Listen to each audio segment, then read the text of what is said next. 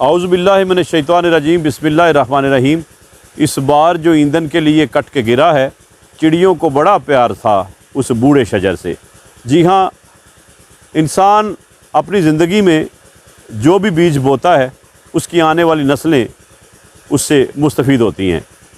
मैं यहाँ पर कन्नड़ सयान में मौजूद हूँ।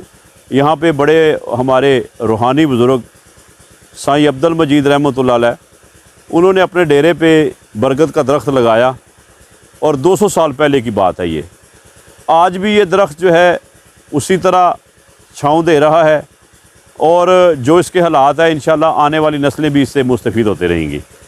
तो इस बरगद के दरख्त के नीचे, इस बरगद के दरख्त ने बहुत सारी कहानियाँ भी देखी हैं, बहुत सारी 200 साल तारीख़ भी इस गाँव की देखी है।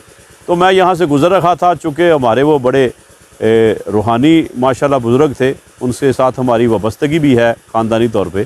तो मैंने सोचा कि एक वली अल्लाह के हाथ का लगाया हुआ दरख्त है जिसको आज भी लोग देखते हैं और उसकी छाँव में बैठते हैं।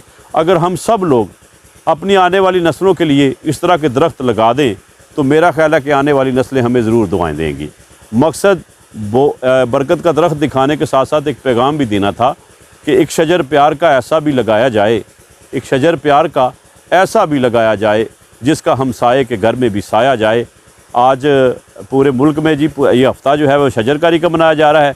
जहाँ तक मेरा पैगाम पहुँच रहा है, तमाम लोग अपने अपने हिस्से का पौधा लगाएं ताकि आने वाली नस्लें जो हैं हमको याद रखें। पाकिस्तान जिंदाबाद।